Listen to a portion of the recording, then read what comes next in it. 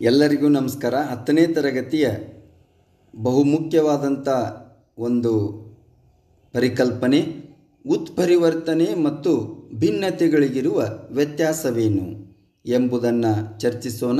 ಪ್ರಸ್ತುತಿ ನಾನು ರಾಜು ಭೂಶೆಟ್ಟಿ. ಮೊಟ್ಟ ಮೊದಲಿಗೆ ಏನಿದು ಉತ್ಪರಿವರ್ತನೆ ಅಂದರೆ ಏನು, what is mean by mutation ಅಂತ ನಾವು ನೋಡೋದಾದರೆ,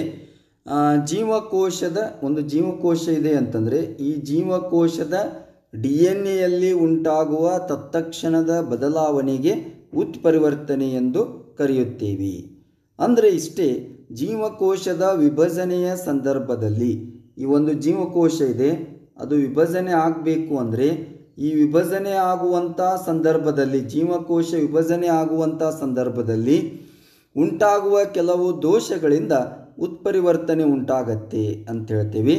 ಅಷ್ಟೇ ಅಲ್ಲ, ಇನ್ನಿತರ ಕೆಲವು ಕಾರಣಗಳು ಅಂದರೆ ವಾತಾವರಣದಲ್ಲಿರುವಂಥ DNA ಹಾನಿಕಾರಕ ಅಂಶಗಳಿಗೆ ಜೀವಕೋಶಗಳು ಒಡ್ಡಿಕೊಳ್ಳುವುದರಿಂದಲೂ ಕೂಡ ಉತ್ಪರಿವರ್ತನೆ ಉಂಟಾಗತ್ತೆ ಅಂತೇಳಿ ಹೇಳ್ತೀವಿ. ಈ ಉತ್ಪರಿವರ್ತನೆ ಕೆಲವು ಸಂದರ್ಭದಲ್ಲಿ ಜೀವಿಗಳಿಗೆ ಹಾನಿಕಾರಕ ಆಗ್ಬೋದು, ಕೆಲವು ಸಂದರ್ಭದಲ್ಲಿ ಉತ್ಪರಿವರ್ತನೆ ತುಂಬ ಪ್ರಯೋಜನಕಾರಿಯೂ ಆಗ್ಬೋದು, ಇನ್ನು ಕೆಲವು ಸಂದರ್ಭದಲ್ಲಿ ಅದು ಯಾವುದೇ ಪರಿಣಾಮವನ್ನು ಕೂಡ ಬೀರಲಾರದು ಅಂತೇಳಿ ನಾವು ಹೇಳ್ತೇವೆ, ತಟಸ್ಥವಾಗಿರ್ಬೋದು ಅಂತೇಳಿ ಹೇಳ್ತೀವಿ. ಆದರೆ ಇದರ ಒಂದು ಉತ್ಪರಿವರ್ತನೆಯ ಒಂದು ಪರಿಣಾಮ ಎಲ್ಲಿರುತ್ತೆ ಅಂದರೆ ಅಂಡಾಣು ಅಥವಾ ವೀರ್ಯವನ್ನು ತಯಾರಿಸುವಂಥ ಜೀವಕೋಶಗಳಲ್ಲಿ. Very important. ಅಂಡಾಣು ಇರ್ಬೋದು ಅಥವಾ ವೀರ್ಯ ತಯಾರಿಸುವಂಥ ಜೀವಕೋಶಗಳಲ್ಲಿ ಏನಾದರೂ ಉತ್ಪರಿವರ್ತನೆ ಸಂಭವಿಸಿದರೆ ಇದು ಅನುವಂಶೀಯವಾಗಿ ಸಾಗಿಸಲ್ಪಡುತ್ತೆ, ಒಂದು ಪೀಳಿಗೆಯಿಂದ ಇನ್ನೊಂದು ಪೀಳಿಗೆಗೆ ಸಾಗಿಸಲ್ಪಡುತ್ತೆ. ಒಂದು ವೇಳೆ ಈ ಅಂಡಾಣು ಅಥವಾ ವೀರ್ಯವನ್ನು ತಯಾರಿಸುವ ಜೀವಕೋಶಗಳನ್ನು ಹೊರತುಪಡಿಸಿ ದೇಹದ ಇತರೆ ಭಾಗದ ಜೀವಕೋಶಗಳಲ್ಲಿ ಸಂಭವಿಸಿದರೆ ಆಗ ಅದು ಅನುವಂಶೀಯವಾಗಿರುವುದಿಲ್ಲ ಅಂತ ಹೇಳ್ತೇವೆ. ಅಂದರೆ ಅಂಥ ಒಂದು ಉತ್ಪರಿವರ್ತನೆ ಕ್ಯಾನ್ಸರ್ನಂಥ ಕಾಯಿಲೆಗಳಿಗೂ ಕೂಡ ಕಾರಣವಾಗಬಹುದು ಅಂತೇಳಿ ನಾವು ಹೇಳ್ತೇವೆ. ಆಶ್ಚರ್ಯವೆಂದರೆ ಪ್ರತಿಯೊಂದು ಜೀವಕೋಶವು DNA ಸರಿಪಡಿಸುವ ಅಂದರೆ DNA ರಿಪೇರ್ ಎಂಜೈಮ್ಸ್ ಅಥವಾ ಕಿಣ್ವಗಳನ್ನು ಹೊಂದಿರುತ್ತೆ ಅಂತ ಹೇಳ್ತೀವಿ.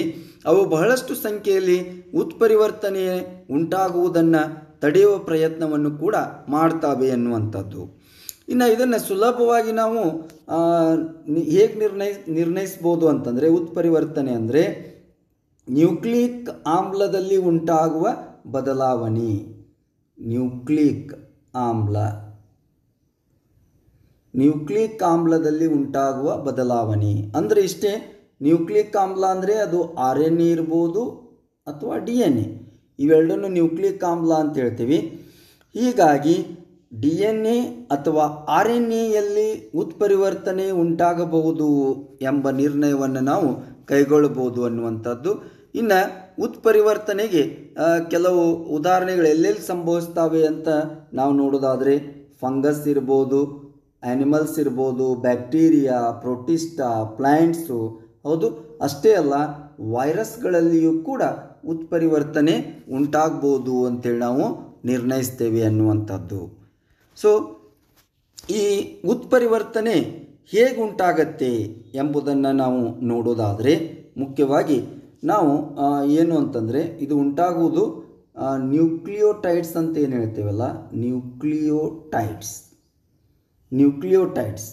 ಅಂದರೆ ನ್ಯೂಕ್ಲಿಯೋಟೈಡ್ಸ್ ಅಂದರೆ ಏನು ಅಂತಂದರೆ, ನ್ಯೂಕ್ಲಿಯೋಟೈಡ್ಸ್ ಅಂತಂದರೆ building blocks of DNA and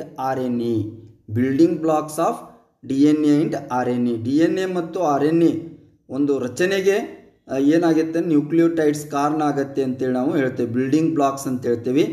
ಈ nucleotides they are made up of 3 parts. 3 ಪಾರ್ಟ್ಸ್ಗಳಿಂದ ಅವು ರಚನೆ ಆಗಿರುತ್ತೆ, 3 ಭಾಗಗಳಿಂದ. ಅವುಗಳನ್ನು ನಾವು ನೈಟ್ರೋಜಿನಸ್ ಬೇಸ್ ಅಂತ ಹೇಳ್ತೇವೆ. ನೈಟ್ರೋಜಿನಸ್ ಬೇಸಿಸ್, ಹೌದು. ನೈಟ್ರೋಜಿನಸ್ ಬೇಸಿಸ್ನಲ್ಲಿ ಅಡೆನಿನ್, ಗ್ವಾನಿನ್, ಸೈಟೋಸಿನ್, ಥೈಮಿನ್ಗಳು ಬರುತ್ತೆ ಅಂತ ಹೇಳ್ತೇವೆ. DNA adenine, guanine, cytosine, thymine nitrogenous base.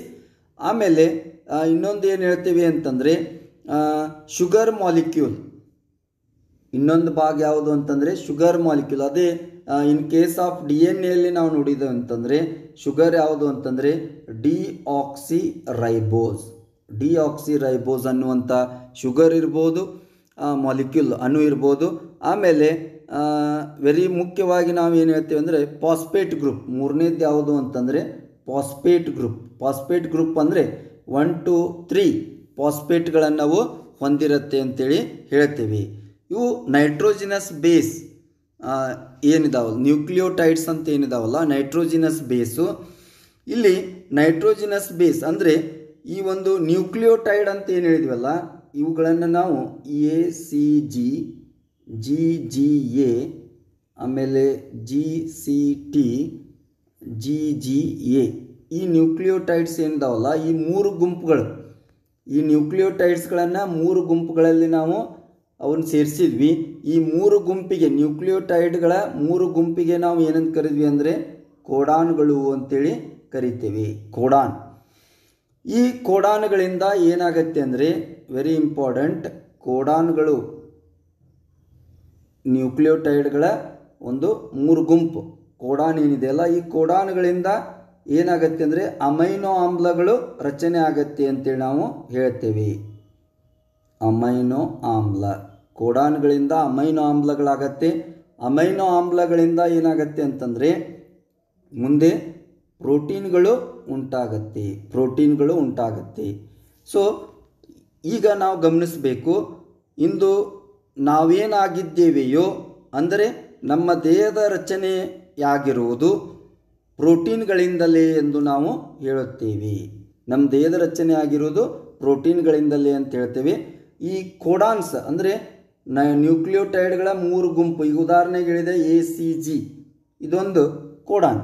So ಇಲ್ಲೇನಾಗತ್ತೆ ಅಂದರೆ ಈ ಒಂದು ACGಯಲ್ಲಿ ಯಾವುದೇ ಬದಲಾವಣೆಯಾದರೆ, ಒಂದು ವೇಳೆ ನ್ಯೂಕ್ಲಿಯೋಟೈಡ್ ಅಥವಾ ಕೋಡಾನ್ನಲ್ಲಿ ಯಾವುದೇ ಬದಲಾವಣೆಗಳು, ಈ 3ರಲ್ಲಿ ಯಾವುದೇ ಏನಾದರೂ ಬದಲಾವಣೆ ಆಯಿತು ಅಂದರೆ ಅದರಿಂದ ಏನಾಗತ್ತೆ ಅಂದರೆ ಕೋಡಾನ್ಗಳಿಂದ ಅಮೈನೋ ಆಮ್ಲ ರಚನೆ ಆಗತ್ತೆ. ಅಮೈನೋ ಆಮ್ಲಗಳ ರಚನೆಯಲ್ಲಿಯೂ ಕೂಡ ವ್ಯತ್ಯಾಸ ಆಗತ್ತೆ ಅಂತೇಳಿ ಹೇಳ್ತೇವೆ. ಕೋಡಾನ್ಗಳಲ್ಲಿನ ಬದಲಾವಣೆ ಅಮೈನೋ ಆಮ್ಲ ರಚನೆಯಲ್ಲಿ ವ್ಯತ್ಯಾಸಕ್ಕೆ ಕಾರಣ ಆಗತ್ತೆ. ಅಮೈನೋ ಆಮ್ಲದ ರಚನೆಯಲ್ಲಿನ ವ್ಯತ್ಯಾಸವು ಪ್ರೋಟೀನ್ಗಳು ಕಾರ್ಯನಿರ್ವಹಿಸದಂತೆ ಅದಕ್ಕೆ ಕೂಡ ಕಾರಣ ಆಗ್ಬೋದು ಅಂತೇಳಿ ಹೇಳ್ತೇವೆ. ಇದನ್ನೇ ನಾವು ಉತ್ಪರಿವರ್ತನೆ ಎಂದು ನಾವು ಸುಲಭವಾಗಿ ನಿರ್ಣಯಿಸ್ಬೋದು ಅನ್ನುವಂಥದ್ದು.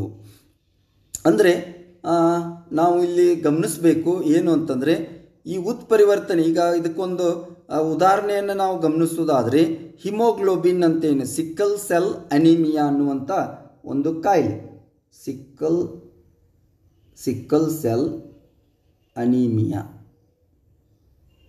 ಸೊ ಇಲ್ಲೇನಾಗತ್ತೆ ಅಂದರೆ ಹಿಮೋಗ್ಲೋಬಿನ್ ಎಂಬುದು ನಮ್ಗೆ ಗೊತ್ತಿದೆ ಕೆಂಪು ರಕ್ತದಲ್ಲಿರುವ ಪ್ರೋಟೀನ್ ಆಗಿದೆ ಅಂತ ಹೇಳ್ತೀವಿ.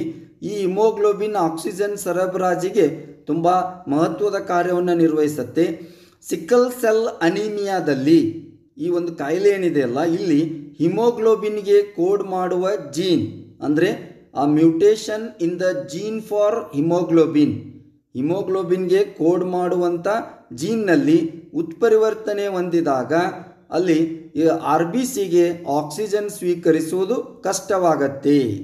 ಅಂದರೆ ಕೆಂಪು ರಕ್ತ ಕಣ ಏನಿದೆ ಅಲ್ಲ, ಈ ಕೆಂಪು ರಕ್ತ ಕಣಗಳಿಗೆ ರಕ್ತವನ್ನು ಸ್ವೀಕರಿಸುವುದು ಕಷ್ಟ ಆಗತ್ತೆ. ಹೇಗೆ ಕಷ್ಟ ಆಯಿತು ಅಂದರೆ ಇಲ್ಲಿ ನೋಡಿದ್ವಿ ನಾವು, ಹಿಮೋಗ್ಲೋಬಿನ್ಗೆ ಕೋಡ್ ಮಾಡುವಂಥ ಜೀನ್ ಉತ್ಪರಿವರ್ತನೆ ಹೊಂದಿದಾಗ ಅಲ್ಲೇನಾಗತ್ತೆ ಅಂದರೆ ಕೆಂಪು ರಕ್ತ ಕಣಗಳು ಆಕ್ಸಿಜನ್ ಸ್ವೀಕರಿಸುವುದು ಕಷ್ಟ.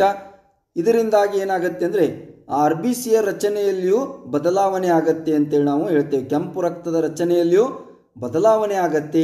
ಇದರಿಂದಾಗಿ ಅನೀಮಿಯಾ ಉಂಟಾಗತ್ತೆ ಅಂತೇಳಿ ನಾವು ಹೇಳ್ತೇವೆ. ಅಂದರೆ ಇಲ್ಲಿ ಗಮನಿಸಬೇಕು, ಇಲ್ಲಿ ಒಂದು ಚಿತ್ರದಲ್ಲಿ ತಾವು ನೋಡ್ಬೋದು, ಈ ಸಿಕ್ಕಲ್ ಸೆಲ್ ಅನೀಮಿಯಾ ಎನ್ನುವಂಥದ್ದು ರಕ್ತದ ನ್ಯೂನತೆ ಆಗಿದ್ದು, ಇದರಿಂದಾಗಿ ಕೆಂಪು ರಕ್ತ ಕಣಗಳು ಏನಿದಾವಲ್ಲ, ಈ ಕೆಂಪು ರಕ್ತ ಕಣಗಳು ಇಲ್ಲಿ ಚಿತ್ರದಲ್ಲಿ ನೋಡ್ಬೋದು. ಈ ಕೆಂಪು ರಕ್ತ ಕಣಗಳು ಇಲ್ಲಿ ಸಾಮಾನ್ಯವಾಗಿ ಈ ಒಂದು ಆಕಾರದಲ್ಲಿ ಇರಬೇಕಾದಂಥ ಕೆಂಪು ರಕ್ತ ಕಣಗಳು ಇಲ್ಲಿ ನೋಡ್ಬೋದು. ಅವು ಏನಾಗಿದ್ದಾವೆ ಅಂದರೆ they are converted into sickle shaped because of mutation ಅಂತಂದರೆ mutation in the gene for haemoglobin. ಅಂದರೆ ಹಿಮೋಗ್ಲೋಬಿನ್ಗೆ ಕೋಡ್ ಮಾಡುವ ಜೀನ್ ಉತ್ಪರಿವರ್ತನೆ ಹೊಂದಿದಾಗ ಇಲ್ಲಿ ಕೆಂಪು ರಕ್ತ ಕಣಗಳ ರಚನೆ ಏನಾಯಿತು ಅಂದರೆ ಅದು ಬದಲಾವಣೆ ಆಯಿತು. RBC ಇಲ್ಲಿ ಕೆಂಪು ರಕ್ತ ಕಣಗಳು ಕುಡಗೋಲಿನ ಆಕಾರ ಕನ್ವರ್ಟೆಡ್ ಇಂಟು ಸಿಕ್ಕಲ್ ಸೆಲ್ ಇಲ್ಲಿ ಬದಲಾವಣೆ ಆದವು. ಈ ಆಕಾರದ ಬದಲಾವಣೆಯಿಂದಾಗಿ ಅದು ರಕ್ತದ ಹರಿವನ್ನು ನಿರ್ಬಂಧಿಸುತ್ತೆ ಅಂತ ಹೇಳ್ತೀವಿ. ಅಷ್ಟೇ ಅಲ್ಲ, ಆಕ್ಸಿಜನ್ ಸ್ವೀಕರಿಸುವುದು ಕಷ್ಟ ಆಗತ್ತೆ ಕೆಂಪು ರಕ್ತ ಕಣಗಳಿಗೆ ಅಂತೇಳಿ ಹೇಳ್ತೀವಿ. ಇದರಿಂದ ಅನಿಮಿಯಾ ಉಂಟಾಗುವ ಸಮಸ್ಯೆಯು ತಲೆದೋರತ್ತೆ ಅಂತೇಳಿ ಹೇಳ್ತೀವಿ ಅನ್ನುವಂಥದ್ದು. ಇನ್ನು ಕೆಲವು ಸಂದರ್ಭದಲ್ಲಿ ಈ ಒಂದು ಉತ್ಪರಿವರ್ತನೆ ಎಂಬುದು ಜೀವಿಗೆ ಅದು ಲಾಭದಾಯಕ ಆಗತ್ತೆ ಅಂತೇಳಿ. ಉದಾಹರಣೆಗೆ ಒಂದು ಜೀರುಂಡೆಗಳು, ಈ ಜೀರುಂಡೆಗಳು ಕೆಂಪು ಬಣ್ಣವನ್ನು ಹೊಂದಿರುವಂಥ ಜೀರುಂಡೆಗಳು ಈ ಹಸಿರು ಗಿಡದ ಮೇಲೆ ಕುಳಿತುಕೊಂಡಾಗ ಅವು ಭಕ್ಷಕ ಜೀವಿಗಳಿಗೆ ಸುಲಭವಾಗಿ ಗೋಚರಿಸುವುದರಿಂದ ಈ ಕೆಂಪು ಜೀರುಂಡೆಗಳನ್ನು ಸುಲಭವಾಗಿ ಭಕ್ಷಕ ಜೀವಿಗಳು ಭಕ್ಷಿಸ್ತವೆ. ಆದರೆ ಈ ಜೀರುಂಡೆಗಳಲ್ಲಿ ಉಂಟಾಗುವ ಉತ್ಪರಿವರ್ತನೆಯಿಂದ ಈ ಜೀರುಂಡೆಗಳು ಒಂದು ವೇಳೆ ಹಸಿರು ಬಣ್ಣಕ್ಕೆ ಬದಲಾವಣೆ ಆದವು ಅಂತಂದರೆ ಅವು ಹಸಿರು ಗಿಡದ ಮೇಲೆ ಕುಳಿತುಕೊಂಡಾಗ ಎರಡೂ ಬಣ್ಣ ಒಂದೇ ಇರುವುದರಿಂದ ಆ ಶತ್ರು ಜೀವಿ ಅಥವಾ ಭಕ್ಷಕ ಜೀವಿಗಳಿಗೆ ಜೀರುಂಡೆಗಳನ್ನು ಗುರುತಿಸುವುದು ಕಷ್ಟವಾಗತ್ತೆ. ಹೀಗಾಗಿ ಜೀರುಂಡೆಗಳು ಬದುಕುಳಿಯುವಂಥ ಅವಕಾಶಗಳು, ಅವುಗಳ ಸಾಮರ್ಥ್ಯವು ಕೂಡ ಹೆಚ್ಚಾಗತ್ತೆ. ಇದು ಕೂಡ ಒಂದು ಏನಂತಂದರೆ ಲಾಭದಾಯಕ ಆಗತ್ತೆ ಉತ್ಪರಿವರ್ತನೆ ಅಂತೇಳಿ ನಾವು ಹೇಳ್ತೇವೆ ಅನ್ನುವಂಥದ್ದು. ಸೊ ಕೆಲವು ಸಂದರ್ಭದಲ್ಲಿ ಉತ್ಪರಿವರ್ತನೆ ಹಾನಿಕಾರಕ ಅಂತ ಹೇಳ್ತೇವೆ. ಉದಾಹರಣೆಗೆ ಆಂಕೋಜೀನ್, ಈ ಒಂದು ಆಂಕೋಜೀನ್ ಏನಿದಾವಲ್ಲ, ಈ ಆಂಕೋಜೀನ್ಗಳಿಂದ ಕ್ಯಾನ್ಸರ್ ಕಾಯಿಲೆ ಕಾರಣ ಆಗತ್ತೆ. ಹೀಗಾಗಿ ಉತ್ಪರಿವರ್ತನೆ ಹಾನಿಕಾರಕ ಅಂತೇಳಿ ನಾವು ಹೇಳ್ತೇವೆ. ಇನ್ನು ಈ ಉತ್ಪರಿವರ್ತನೆಗೆ ಎರಡು ಅಂಶಗಳು ಕಾರಣವಾಗ್ಬೋದು ಅಂತ ಹೇಳ್ತೇವೆ. ಒಂದನೇ ಅಂಶ ಏನು ಅಂತಂದರೆ ಬಾಹ್ಯ ಅಂಶಗಳು ಅಂತ ಹೇಳ್ತೇವೆ. ಬಾಹ್ಯ ಅಂಶಗಳಲ್ಲಿ ಯಾವ್ಯಾವ ಬರುತ್ತೆ ಅಂದರೆ ರಾಸಾಯನಿಕಗಳು, ಹಾನಿಕಾರಕ ರಾಸಾಯನಿಕಗಳಿಂದ ಉತ್ಪರಿವರ್ತನೆ ಉಂಟಾಗ್ಬೋದು. ಅಷ್ಟೇ ಅಲ್ಲ, ರೇಡಿಯೇಷನ್ಗಳಿಂದನೂ ಉತ್ಪರಿವರ್ತನೆ ಉಂಟಾಗ್ಬೋದು, ವಿಕಿರಣಗಳು ಅಂತ ಹೇಳ್ತೀವಿ. ಇನ್ನು ಆಂತರಿಕ ವಿಷಯಕ್ಕೆ ನಾವು ಬಂದಾಗ ಆಂತರಿಕ ಅಂಶಗಳು ಯಾವ್ಯಾವುದು ಅಂತಂದರೆ ವೆರಿ ಇಂಪಾರ್ಟೆಂಟ್. ಆಂತರಿಕ ಅಂಶಗಳಲ್ಲಿ DNA ರೆಪ್ಲಿಕೇಶನ್ ಸಂದರ್ಭದಲ್ಲಿ, ಅಂದರೆ DNA ಸ್ವಪ್ರತೀಕರಣ ಹೊಂದುವ ಸಂದರ್ಭದಲ್ಲಿ ಜೀನ್ನಲ್ಲಿ ಉಂಟಾಗುವ ದೋಷಗಳು, ವಂಶವಾಹಿಯಲ್ಲಿ ಉಂಟಾಗುವ ದೋಷಗಳಿಂದ ಏನಾಗತ್ತೆ ಅಂದರೆ ಅದು ಮ್ಯೂಟೇಷನ್ಗೆ ಕಾರಣ ಆಗತ್ತೆ ಅಂತೇಳಿ ನಾವು ಹೇಳ್ತೇವೆ. ಸೊ ಇಷ್ಟೆಲ್ಲ ಮಹತ್ವದ ಅಂಶಗಳನ್ನು ಈ ಒಂದು ಉತ್ಪರಿವರ್ತನೆ ಹೊಂದಿದೆ ಅಂತೇಳಿ ನಾವು ಹೇಳ್ತೇವೆ. ಈ ಉತ್ಪರಿವರ್ತನೆಯಿಂದಾಗಿ ಅದೇನಾಗತ್ತೆ ಅಂದರೆ ಭಿನ್ನತೆಯನ್ನು ಸೃಷ್ಟಿ ಮಾಡುತ್ತೆ ಅಂತೇಳಿ ನಾವು ಹೇಳ್ತೇವೆ. Mutation can be cause for variation ಅಂತೇಳಿ ನಾವು ಹೇಳ್ತೇವೆ. ಅಂದರೆ ಒಂದೇ ರೀತಿಯ ಪ್ರಭೇದಕ್ಕೆ ಸೇರಿದ್ದರೂ ಕೂಡ ಮನುಷ್ಯನಿಂದ ಮನುಷ್ಯನಿಗೆ ಕೂದಲಿನ ಬಣ್ಣ ಇರ್ಬೋದು, colour of the hair, I colour, ಆಮ್ಯಾಗ ಹೇರ್ ಟೆಕ್ಸ್ಚರ್, ಕೂದಲಿನ ರಚನೆ, ಇವೆಲ್ಲವುಗಳಲ್ಲಿ ವ್ಯತ್ಯಾಸವನ್ನು ನಾವು ಕಾಣ್ತೇವೆ, ಭಿನ್ನತೆಯನ್ನು ಕಾಣ್ತೇವೆ.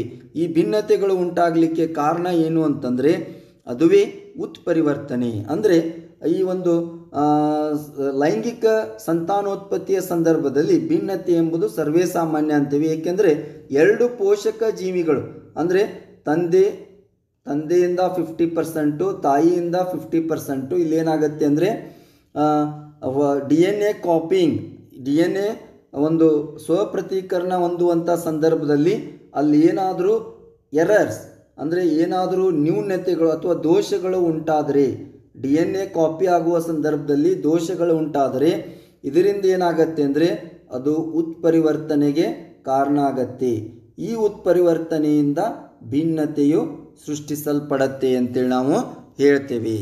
ಸೊ ಈ ರೀತಿಯಾಗಿ ಏನು ಅಂತಂದರೆ ಉತ್ಪರಿವರ್ತನೆಯಿಂದ ಭಿನ್ನತೆಯು ಉಂಟಾಗತ್ತೆ ಅಂತೇಳಿ ನಾವು ಹೇಳ್ತೇವೆ ಅನ್ನುವಂಥದ್ದು. ಇನ್ನು ಈ ಭಿನ್ನತೆ ಉತ್ಪರಿವರ್ತನೆ ಮತ್ತು ಭಿನ್ನತೆಗಳಿಗಿರುವ ವ್ಯತ್ಯಾಸಗಳೇನು ಎಂಬುದನ್ನು ನೋಡಿದಾಗ ಉತ್ಪರಿವರ್ತನೆ ಮತ್ತು ಭಿನ್ನತೆ, ಈ ಉತ್ಪರಿವರ್ತನೆ ಇದು ವಂಶವಾಹಿಯ ನ್ಯೂಕ್ಲಿಯೋಟೈಡ್ನಲ್ಲಿ ಉಂಟಾಗುವ ಶಾಶ್ವತ ಬದಲಾವಣೆ ಅಂತ ಹೇಳ್ತೀವಿ. ನ್ಯೂಕ್ಲಿಯೋಟೈಡ್ಸ್ ಏನಿದಾವಲ್ಲ, ಅಡೆನಿನ್, ಗ್ವಾನಿನ್, ಸೈಟೋಸಿನ್, ಥೈಮಿನ್, DNAಗೆ ಬಂದಾಗ ಇಲ್ಲೇನಿದೆ, ಈ ನ್ಯೂಕ್ಲಿಯೋಟೈಡ್ನಲ್ಲಿ ಉಂಟಾಗುವ ಶಾಶ್ವತ ಬದಲಾವಣೆ ಅಥವಾ ವರ್ಣತಂತುವಿನ ಭಾಗದಲ್ಲಿ ಉಂಟಾಗುವ ಬದಲಾವಣೆ ಉತ್ಪರಿವರ್ತನೆ ಆಗಿರುತ್ತೆ. ಭಿನ್ನತೆ ಎಂಬುದು ಯಾವುದೇ ನಿರ್ದಿಷ್ಟ ಪ್ರಭೇದದಲ್ಲಿ ವೈಯಕ್ತಿಕವಾಗಿ ಅಥವಾ ಗುಂಪಿನಲ್ಲಿನ ವ್ಯತ್ಯಾಸ ಎಂದು ನಾವು ಹೇಳ್ತೇವೆ. ಈ ಉತ್ಪರಿವರ್ತನೆ ಎಂಬುದು ವೈಯಕ್ತಿಕವಾಗಿ ದುಷ್ಪರಿಣಾಮ ಬೀರಬಲ್ಲದು ಅಂತ ಹೇಳ್ತೇವೆ. ಇಂಡಿವಿಜುವಲ್ ಮೇ ಎಫೆಕ್ಟ್, ವೈಯಕ್ತಿಕವಾಗಿ. ಆದರೆ ಭಿನ್ನತೆ ಎಂಬುದು ಗುಂಪುಗಳಲ್ಲಿ ಏನಾಗುತ್ತೆ ಅಂದರೆ ಕಾರಣವಾಗ್ಬೋದು ಭಿನ್ನತೆ ಅಂತ ಹೇಳ್ತೇವೆ. DNA ಸ್ವಪ್ರತೀಕರಣ ಸಂದರ್ಭದಲ್ಲಿ ಉಂಟಾಗುವ ಕೆಲವು ದೋಷಗಳಿಂದ ಉತ್ಪರಿವರ್ತನೆ ಉಂಟಾಗತ್ತೆ ಅಂತ ಹೇಳ್ತೇವೆ. ಆದರೆ ಭಿನ್ನತೆಯು ಉತ್ಪರಿವರ್ತನೆಯಿಂದ ಉಂಟಾಗತ್ತೆ. So variation occur due to mutation, ಅಂದರೆ ಭಿನ್ನತೆ ಅನ್ನೋದು ಈ ಒಂದು ಉತ್ಪರಿವರ್ತನೆಯಿಂದ ಉಂಟಾಗತ್ತೆ. ಈ ಉತ್ಪರಿವರ್ತನೆಯಿಂದ ಭಿನ್ನತೆ ಉಂಟಾಗತ್ತೆ ಅಂತೇಳಿ ನಾವು ಹೇಳ್ತೇವೆ. ಆಮೇಲೆ UV ಕಿರಣಗಳಿಗೆ ಒಡ್ಡಿಕೊಳ್ಳುವುದರಿಂದ ರಾಸಾಯನಿಕಗಳಿಂದ ಏನಾಗತ್ತೆ ಅಂದರೆ ಮ್ಯೂಟೇಷನ್ ಆಗತ್ತೆ ಅಂತ ಹೇಳ್ತೇವೆ. ಇಲ್ಲಿ ನೋಡ್ಬೋದು, ಈ ಒಂದು ಉತ್ಪರಿವರ್ತನೆ 2 ಪ್ರಕಾರಗಳಲ್ಲಿದ್ದು ಅದು ಅನುವಂಶೀಯವಾಗಿರ್ಬೋದು ಅಥವಾ ಅರ್ಜಿತವಾಗಿರ್ಬೋದು. It may be hereditary or acquired mutation ಅಂತ ಹೇಳ್ತೇವೆ. ವೇರಿಯೇಷನ್ ಇದರಲ್ಲಿಯೂ ಕೂಡ 2 ಪ್ರಕಾರಗಳಿದ್ದು ಅದು ಜೀನ್ನಿಂದ ಆದಂಥ ಭಿನ್ನತೆ ಇರಬಹುದು ಹಾಗೂ ಪರಿಸರದಿಂದಾದ ಭಿನ್ನತೆಗಳು ಇರಬಹುದು. It may B variation may be genetic and environmental ಅಂತೇಳಿ ನಾವು ಹೇಳ್ತೇವೆ. ಈ ರೀತಿಯಾಗಿ ಭಿನ್ನತೆ ಮತ್ತು ಉತ್ಪರಿವರ್ತನೆಗಳು ವ್ಯತ್ಯಾಸವನ್ನು ಹೊಂದಿದಾವೆ ಎಂಬುದನ್ನು ತಿಳಿದುಕೊಂಡೆವು. ಇನ್ನೂ ಹಲವಾರು ಅಂಶಗಳನ್ನು ಮುಂದಿನ ವಿಡಿಯೋದಲ್ಲಿ ಚರ್ಚಿಸೋಣ. ಧನ್ಯವಾದಗಳು.